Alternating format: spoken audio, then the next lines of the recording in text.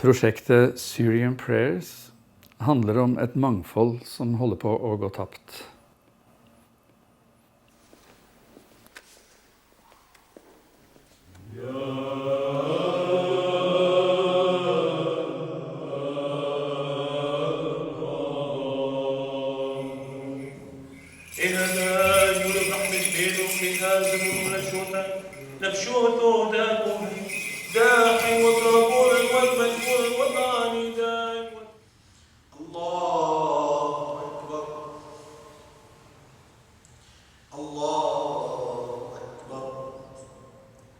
Det handler også om at de kristne holder på å flytte ut av Midtøsten i store strømmer.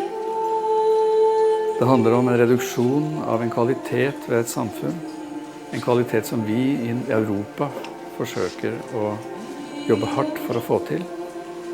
En kvalitet som har vært i Midtøsten i 2000 år. I disse dager går den i stykker der foran øynene våre.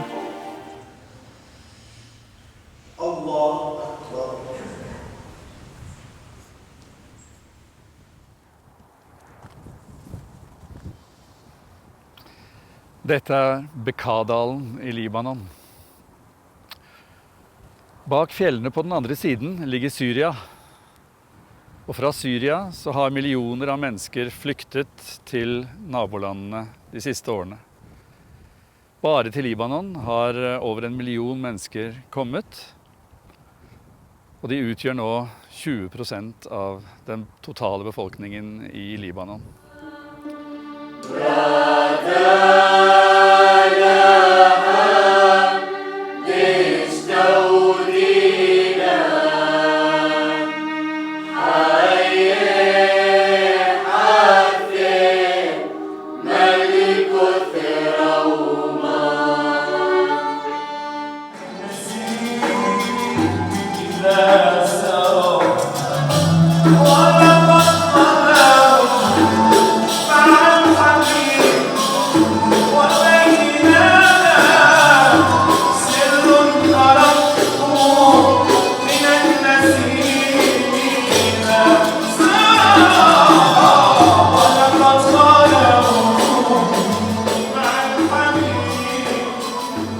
Vi husker alle fra fortellingen om Jesu fødsel begrepet da Quirinius var landshøvding i Syria. Og det Syria som det var snakk om da, er ikke det samme som det vi snakker om i dag. Det var et større Syria, et stor-Syria som bestod av Libanon, Palestina, Syria, Jordan og deler av Irak og Tyrkia. Og i denne regionen så har det gjennom århundrene side om side levd en stor variasjon av religioner og sekter. الدين لله والوطن للجميع. Okay, the religious is for God and the country is for everyone. Good. Because this is a slogan that in Arab world we use. Og det har vært nærmest som en slags regnbueregion for religioner. Ikke uten konflikter, men i forhold til hvordan det er i dag, rene himmelen. Men nå, i vår tid, så er denne store variasjonen av religiøse uttrykk og tradisjoner i ferd med å gå tapt. De kristne flykter ut, hundretusener hvert tiår. Jødene slår seg sammen og drar til Israel eller til andre deler av verden. Og muslimene slåss mot hverandre.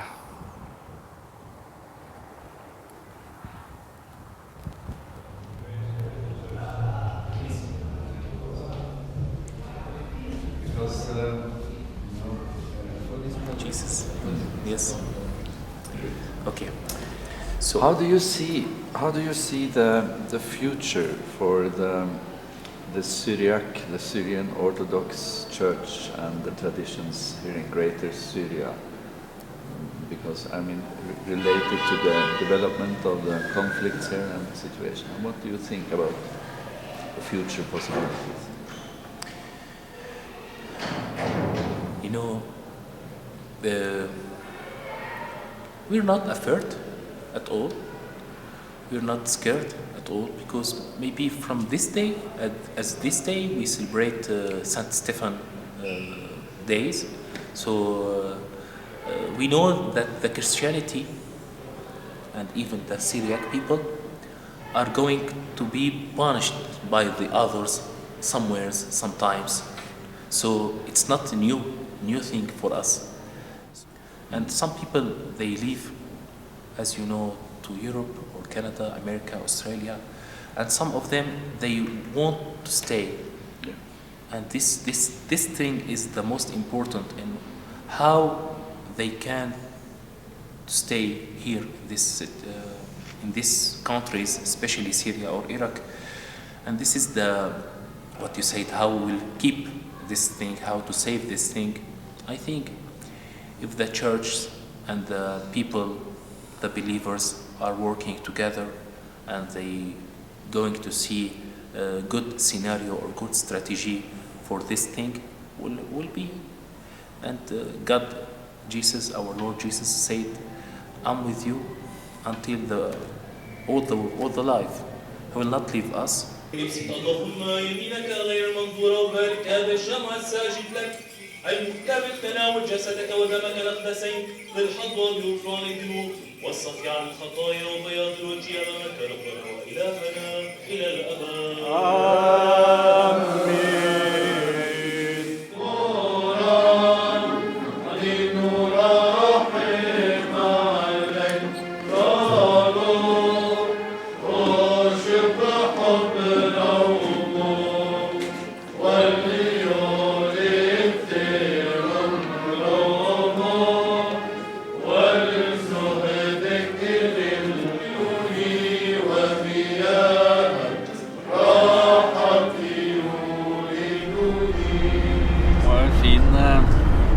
Messe hos de syrisk-ortodokse. Det er veldig sånn sterkt å se hvordan barna får nattverden først, for eksempel. Samler seg foran alteret der, og presten går og gir dem nattverd, og så kommer de andre etterpå. Veldig vakkert lite element. We can love God in a different way, not the same way every time. We love God when we love our children. We love God when we love each other in our country in Lebanon. When I love my Christian friend, and when I love my Sunni friend, I love God. We don't want Christian go from here, because the Bilad Sham or Lebanon is beautiful, because I see my friend Christian, and I see the tuqus in church, how we go to God from the look or the thing of Christian, and how I go to God by Muslim tuqus. ما كل غار في المنازل ضيق أو كل روض في السهول فسيح ما كل من سلب القلوب محمد أو كل من حمل الصليب مسيح.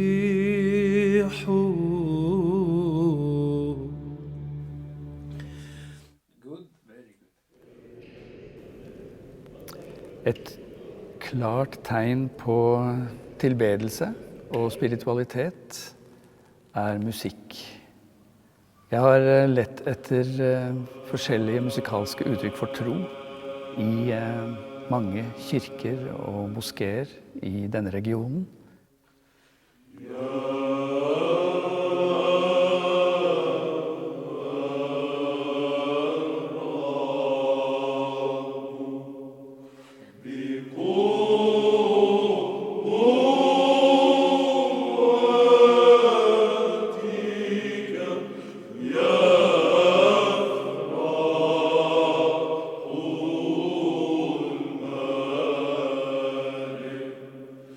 وبخالق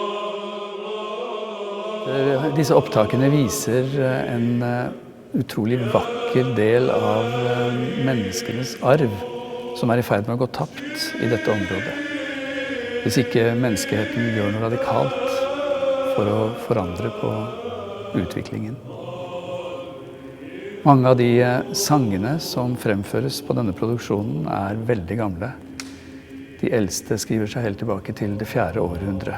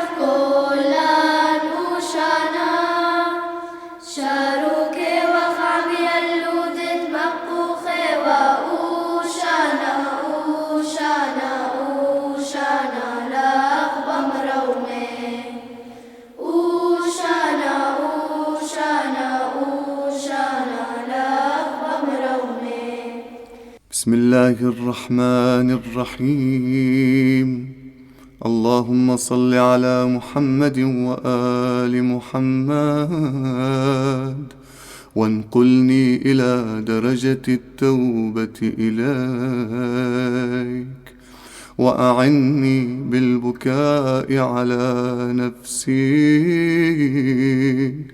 فقد أفنيت بالتسويف والآمال عمري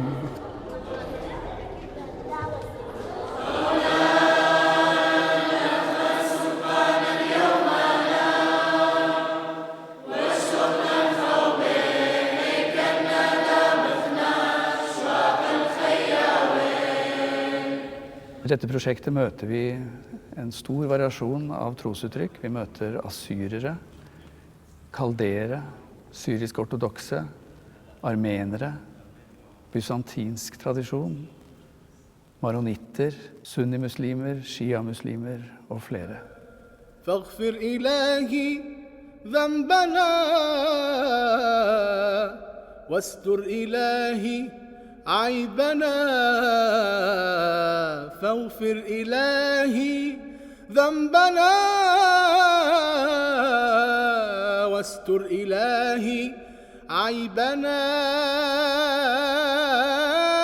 وارحم ضعفنا واجبر كسرنا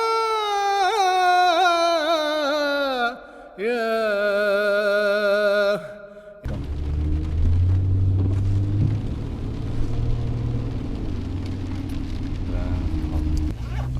melding til alle de andre som vi skal forsøke å få med på dette prosjektet her. Det 2 til. Men ingen av dem ser ut til å svare foreløpig, så jeg spent på dette her. All his friends are like this. Yeah, they have no problem with different religious, different. Very good to hear.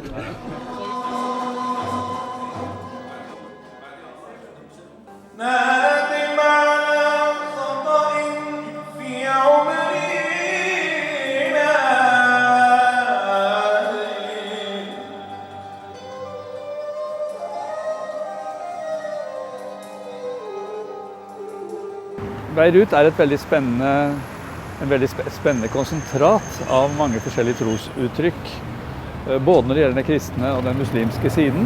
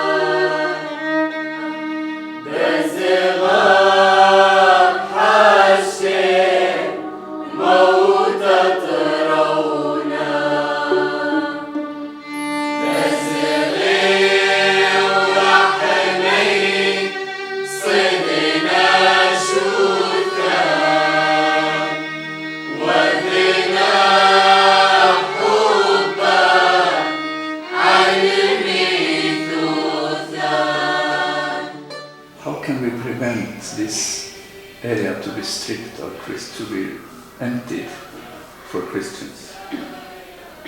My personal opinion is nobody can do that. You just can, you know, like from our country, from Iraq, when the bishop or when fathers, you know, they tell us like, don't leave your country. This is Iraq. This is where Christianity started. You can't leave it and you can't go to foreign countries. Well, stop what is happening and I will stay. You know, stop this. For example, you in Norway, if somebody came into your community and started running it as they like, or let's say your bishop or the person that is in charge of your church that does something that you don't like, or says to you like, okay, there are bad people in our community, but don't leave, stay. Would you still keep your children in that insecure community? You don't know who is coming into it, when there are bombing, when there are kidnapping situations. Will you still stay?